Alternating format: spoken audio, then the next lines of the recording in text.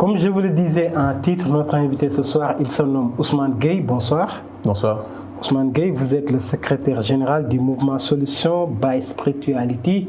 Alors, qu'est-ce que vous pouvez nous dire de votre mouvement qui, on peut dire, ou bien qui est dans la voie spirituelle, on peut dire?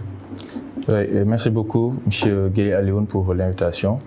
Donc, comme vous l'avez dit, notre mouvement est axé sur la voie spirituelle. Maintenant, qui dit la voie spirituelle doit aussi avoir une lecture un peu large de la chose. C'est tout ce qui a trait, en tout cas, à l'esprit, à l'âme, mais aussi à la valeur morale. Donc, nous nous concentrons sur cet angle-là pour proposer des solutions face aux problèmes que nous rencontrons. Avec votre guide, Cheikh Baba Diallo. Oui, Cheikh Baba Diallo, qui est le président fondateur du mouvement. Donc, si on comprend bien, vous ne faites pas de la politique. Nous ne faisons pas de la politique. Nous jouons notre rôle donc, dans la proposition des solutions. Et qui dit proposition de solutions, je pense, parle de gestion de société. Donc, dans ce cadre-là, je pense, nous pouvons dire que nous faisons de la politique, mais c'est une autre politique. Ce n'est pas la politique que nous savons aujourd'hui. Pas la politique politicienne. Oui, ce n'est pas la politique politicienne. Parce que je ne veux pas dire qu'on ne fait pas de la politique pour, en fait, dégager nos responsabilités vis-à-vis des problèmes que nous vivons. Quand on accepte qu'à chaque fois qu'on pense à des solutions pour résoudre les problèmes, on est en train de faire de la politique. Là, quand on se comprend, on fait de la politique. Parce qu'on dit que tout le monde fait de la politique d'une manière ou d'une autre. Voilà. Si on ne fait pas de la politique, elle nous fera. Donc, dans ce cadre-là, je peux dire qu'on l'a fait. Mais quand même, nous ne sommes pas dans un parti politique, nous sommes alliés à personne parmi les acteurs politiques que nous connaissons aujourd'hui. Et on entend souvent que vous faites beaucoup d'actions dans le cadre humanitaire. Quelles sont ces actions, ou bien les actions que vous faisiez souvent? Ok, en fait, le mouvement Solution by Spirituality se concentre sur 3 volets majeurs. On est dans des activités environnementales, on est dans le volet social et on est dans le volet de l'éducation et la formation. Dans le volet de l'environnement, on a des sous-projets. C'est-à-dire qu'on fait des cleaning day, c'est-à-dire le cercetal que nous faisons toujours, avec une autre formule en fait. Où on en a fait en Gambie, on en a fait ici au Sénégal, surtout à Kaolack, dans le Fouta, à Matam et ici. Il faut savoir aussi Kaolack vraiment mérite des cleaning day. Bon, oui, on dit souvent Kaolack est une ville sale. Effectivement, on en a fait beaucoup. Mais vous savez, le suivi, c'est un problème qui se pose aujourd'hui dans le pays. Et nous avons toujours cherché à proposer des échappatoires par rapport à ce problème-là. Ce qui le prouve, c'est dans ce même volet environnemental, on a lancé très récemment le projet Nit-Ni Tay Garabam. Donc Nit-Ni Tay Garabam, comme vous le savez, l'homme est le remède de l'homme. L'homme est le remède de l'homme à l'ancien entendement. Mais nous, ce qu'on dit de ça... Votre signification, c'est quoi? Notre signification, c'est Nit-Ni Tay Garabam. Donc, pour connaître la responsabilité que prône aujourd'hui M. Aliou Gueye, il faut voir le traitement qu'il fait de l'arbre qui lui a été confié. Donc, Nit-Ni Tay xoolal ci garabam en wolof. Donc c'est ça le projet environnemental. Par exemple, vous confiez un arbre à quelqu'un et vous allez voir comment il va faire le suivi. Ok, il va gérer. En fait, pourquoi on a lancé ce projet-là dans le secteur environnemental, c'est qu'on a constaté qu'on a beau convoquer des COP, on a beau organiser des reboisements, mais en fait, si on revient quelques mois après, on trouve que en fait, c'est peine perdue. Et le problème qu'on a constaté, c'est que c'est le suivi qui pose problème.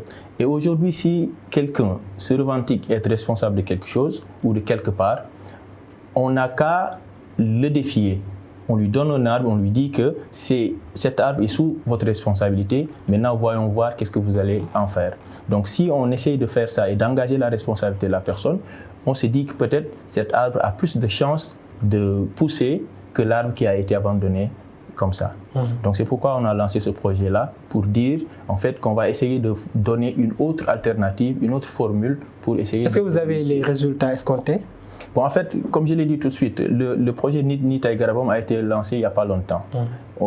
D'ailleurs... c'est toujours dans le cadre du mouvement Solutions by Spirituality. Bien sûr, c'est le volet environnemental que je suis en train de présenter. Très bien. Là. Donc, il y a, je l'avais dit tout de suite, il y a les Cleaning Day, il y a le Nitay Garabam, il y a un autre projet appelé Nuzeri, donc qui est un programme qui prépare les jeunes dans le secteur environnemental et tout et tout.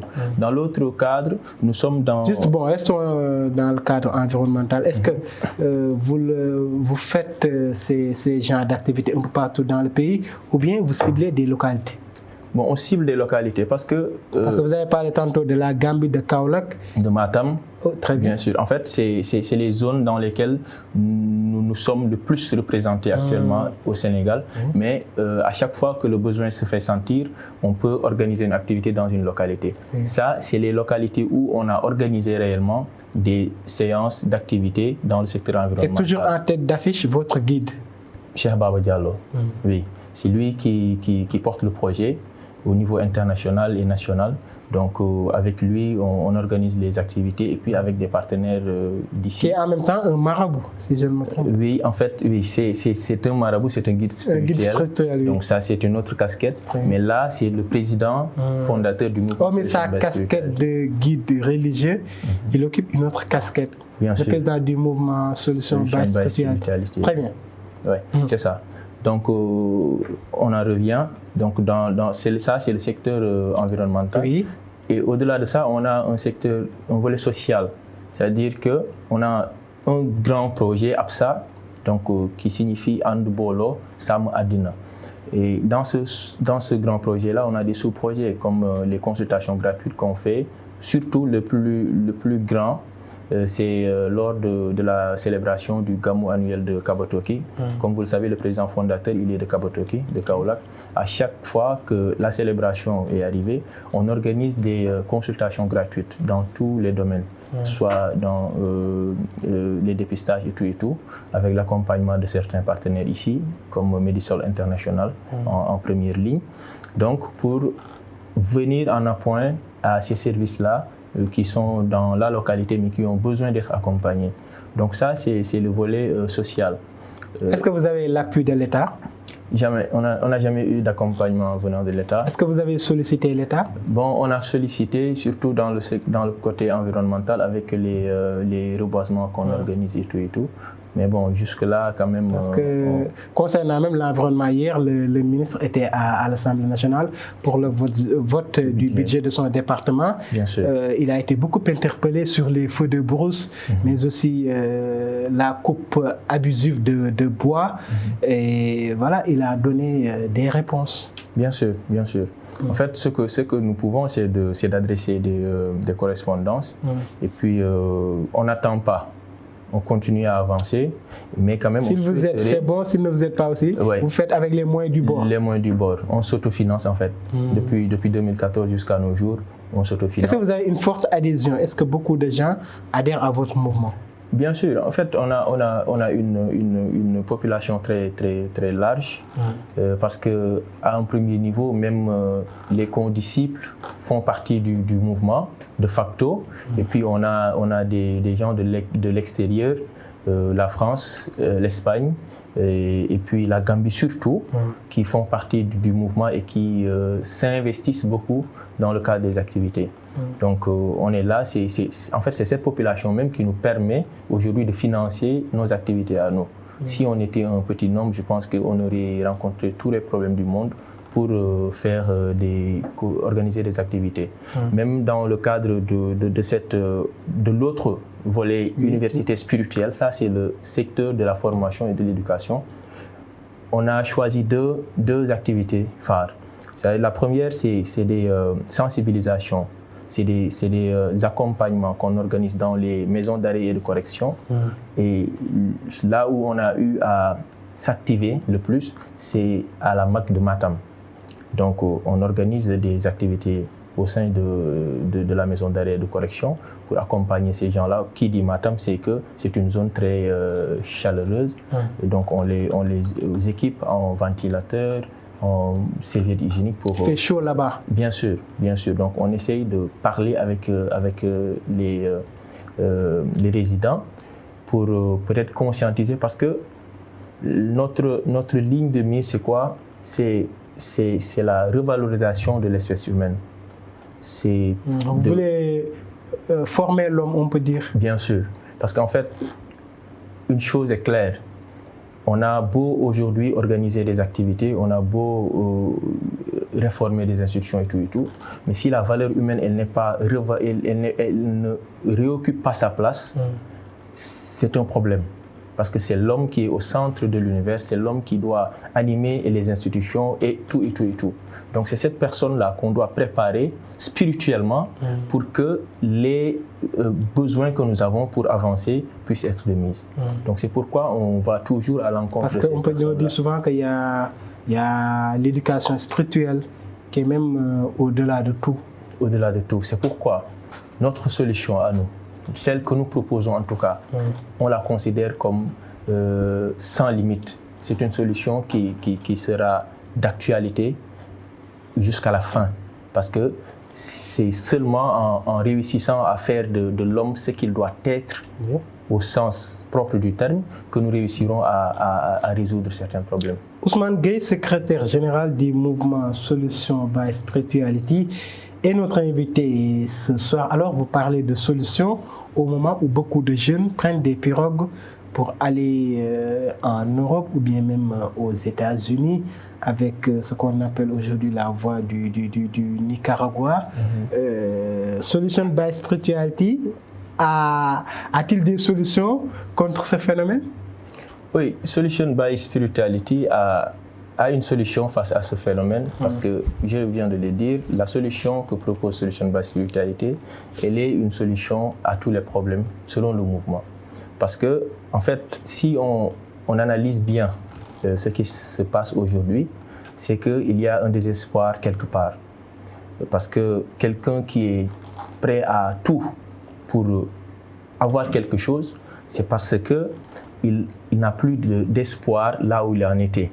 Parce que c'est des gens aujourd'hui qui constatent avec nous les conséquences qui sont liées à ce qu'ils font en fait dans le bateau dans lequel ils s'engagent, mais pourtant ils continuent à faire. Donc il y a un désespoir majeur. Et ce désespoir-là, je pense que c'est une responsabilité partagée. Parfois, il y a une responsabilité des parents qui laissent aller. Parfois, c'est une responsabilité de nos dirigeants en fait, qui devaient proposer des cadres de réflexion et de sauvetage pour ces jeunes-là, mais aussi parfois c'est l'acteur lui-même qui n'a pas été bien préparé pour essayer de faire face à des fléaux, à des problèmes, à des situations. Donc, la solution que SBS propose, c'est la préparation de l'homme en tant que tel, une fois encore. Donc, si la personne est bien préparée, elle saura que, en fait, la solution, elle ne doit pas se présenter comme telle, c'est-à-dire elle ne doit pas être suicidaire, parce qu'après tout aussi, il faut toujours qu'il y ait espoir. Maintenant, comment? Je l'ai dit, les responsabilités sont partagées et on demande, en fait, Solutions by Spirituality demande à ce que chacun, parmi ces acteurs que nous avons cités, qu'il prenne sa responsabilité devant le fait. Est-ce que l'État n'a pas une grande part de responsabilité dans tout cela? Mais bien sûr, en fait, vous savez... C'est vrai que vous parlez des parents, mais est-ce que aussi l'État n'a pas une grande part de responsabilité? Oui, ce ne sont pas que les parents. J'ai dit que c'est une responsabilité partagée. L'État a la plus grosse des responsabilités parce qu'aussi, il faut savoir que l'État, c'est le centre de gravité des activités de l'organisation sociétale. Donc, s'il y a des problèmes comme tels, en fait, on parle de l'immigration depuis 2006 jusqu'à aujourd'hui. Donc, c'est vrai qu'on a échoué quelque part. Et les jeunes qui sont en train de braver la mer sont aujourd'hui de plus en plus face à ce fléau, à ce problème-là. Se suicider, ce n'est pas une petite affaire. Parce que moi, je considère ça comme du suicide. C'est clair. Donc, se suicider, moi, je sais que c'est l'ultime recours, en fait. Donc, si quelqu'un en arrive là, c'est parce qu'il y a quelque chose qui devrait être fait qui ne l'a pas été. Donc ça, ce quelque chose-là, c'est quoi? C'est la proposition d'alternative, c'est la proposition de politique d'insertion des jeunes et tout. Est-ce que vous, dans votre mouvement, vous donnez quelque chose à vos jeunes? De ce fait, ils ne vont pas... Ils ne vont pas aller s'embarquer dans ces pirogues de fortune. Oui, nous, dans notre mouvement, on nous donne ce qui nous fait comprendre que la réussite, ce n'est pas via le forcing. On nous donne de l'éducation. Spirituelle. On nous donne de la foi. Ça, quand vous l'avez, vous serez en fait plus à l'aise dans toute situation. Vous saurez comment régler le problème X. Vous saurez qu'est-ce que nous devons faire et qu'est-ce que nous ne devons pas. Vous saurez quelles sont les responsabilités qui m'émanent, quelles sont les responsabilités qui émanent de l'autre. Et comment ça? En fait, vous savez, aujourd'hui, moi, je pense que même si on sort du cadre de SBS, si on voit des jeunes aujourd'hui s'engager dans certaines choses, c'est parce que ces jeunes-là, je l'ai dit, n'ont plus espoir. Pourquoi ils n'ont plus espoir? C'est parce qu'il y a quelque chose qui leur manque. Cette formation dont je parle, qui vient de SPS, cette même formation devrait être le bénéfice de la jeunesse venant du système en fait. Parce que le problème de capacitation, aujourd'hui, on en parle. On dit que l'État, par exemple, quand on l'interroge, il dira sincèrement que on veut faire, mais il faut des critères. Il faut, pour donner à M. Gay une fonction X, il faut qu'il ait la capacité Y. Donc ça, c'est un fossé qui existe déjà et je pense que ça a daté. C'est la formation qu'on a ratée depuis le départ parce qu'on est en train de se développer dans un système où la capacitation fait défaut. Et si la capacitation n'est pas de mise, le jeune qui aujourd'hui veut réussir coûte que coûte et qui n'a pas de compétences requises, il n'a plus en fait de ligne de mire. Donc vous pensez que tout jeune doit avoir un guide comme vous? Tout jeune doit avoir une orientation. Notamment dans la spiritualité? Bien sûr, parce que c'est la solution à tous les problèmes. La spiritualité? La spiritualité. La spiritualité, c'est la solution à tous les problèmes. Parce que les crises financières, les crises économiques, les crises environnementales et tout, on peut bel et bien, on peut beau engager des conférences, comme on voudra l'appeler en fait. Mais si la sincérité n'existe pas dans ce qu'on est en train de faire, on n'aura pas le résultat. Et tant qu'on n'a pas le résultat, le problème, c'est un éternel recommencement. Donc pour que cette sincérité-là soit là, il faut que ces gens sachent que c'est une responsabilité lourde qui leur a été confiée et qu'ils prennent vraiment au sérieux ces responsabilités. Mais est-ce que les jeunes croient aujourd'hui, je peux dire, à la spiritualité ou bien font confiance aux guides religieux? Parce que souvent, on entend certaines critiques sur Internet. On dit souvent des jeunes font des critiques acerbes envers certains guides religieux. Vous pensez toujours que ces jeunes-là font confiance aux guides religieux? Je pense, je ne dois pas vous poser des questions ici, mais si je vous demandais est-ce que ça, c'est la règle ou c'est l'exception, qu'est-ce que vous m'auriez répondu?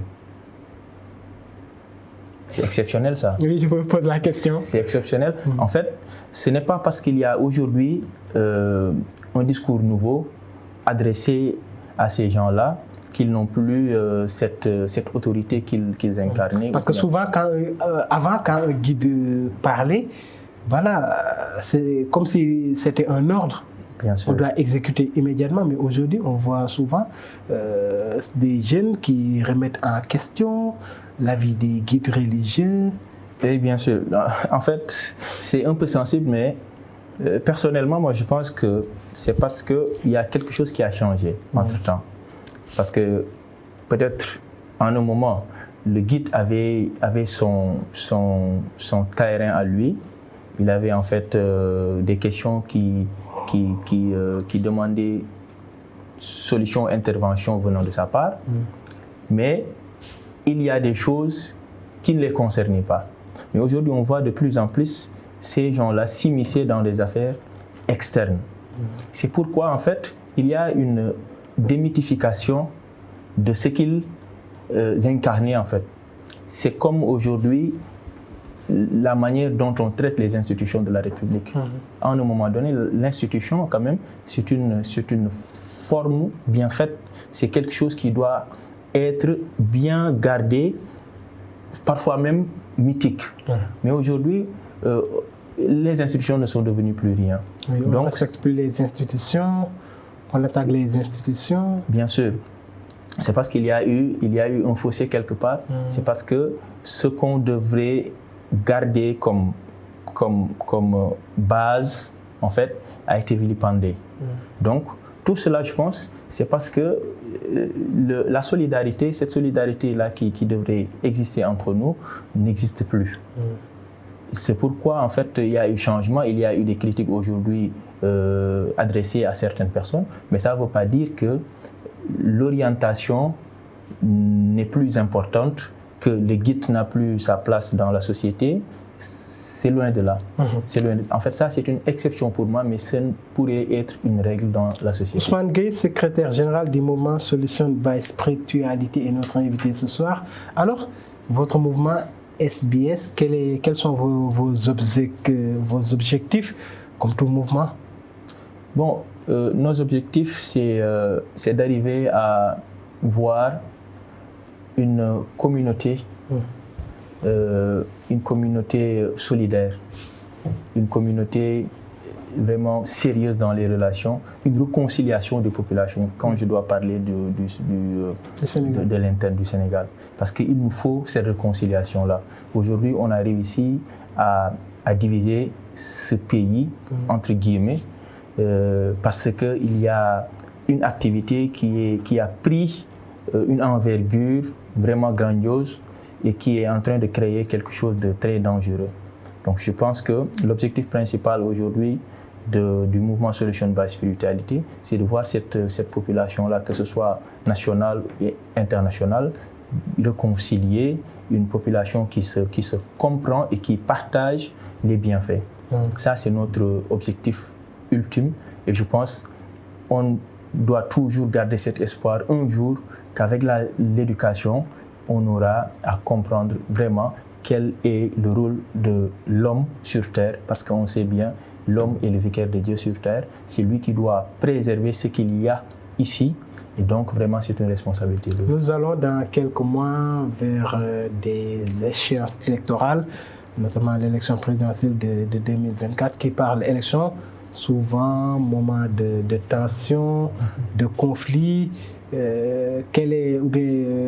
SBS, qu'est-ce qu'il va faire pour mieux sensibiliser les acteurs et les populations?